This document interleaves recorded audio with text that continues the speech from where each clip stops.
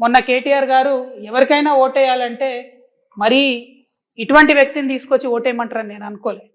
ఎందుకంటే ఇవాళ బీసీ బిడ్డలు తెలంగాణ సమాజంలో 56% మంది ఉన్నారు. వాళ్ళ నోటికాడి బుక్కను గుంజుకున్నటువంటి పిటిషనర్ను పట్టుకొచ్చి ఓటు వీళ్ళకి వేయండి అని బీఆర్ఎస్ పార్టీకి చెప్తే మరి ఓటు వేయాలన్నా బీఆర్ఎస్ పార్టీకి వద్దా ఆలోచించుకోవాల్సిందిగా యావత్తు తెలంగాణ బీసీ సమాజాన్ని కూడా నేను కోరుతా ఉన్నాను. మీరు కనీసం బీసీల కోసం ఒక మీటింగ్ పెట్టలే. ఎప్పుడు ఎట్లా పెట్టిరు? బీఆర్ఎస్ పార్టీ నుండి డైరెక్ట్గా నాయకత్వం ఎప్పుడు మాట్లాడలే. బీసీ ప్రజాప్రతినిధుల ఫోరం పేరిట మీటింగ్ పెట్టిరు. ఆ తర్వాత ఒక్కసారి తెలంగాణ భవన్లో మీటింగ్ పెట్టిరు. మొదలు జనగణన అన్నప్పుడు అసలు జనగణనకు పార్టిసిపేట్ చేయొద్దని చెప్పిరు, కన్ఫ్యూజ్ చేసిరు. అదంతా అయిపోయినాక రెండోసారి జనగణన చేయాలని చెప్పిరు.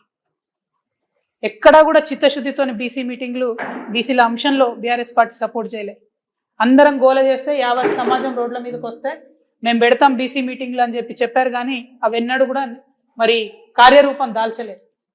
అంటే సమాజంలో సగం మంది పట్ల మీ వైఖరి ఏంటి, మీ చిత్తశుద్ధి ఏందన్నది ఇవాళ తెలుస్తుంది. కాబట్టి మరి ఆ ప్రజలను ఆలోచించవలసిందిగా నేను కోరుతా ఉన్నా.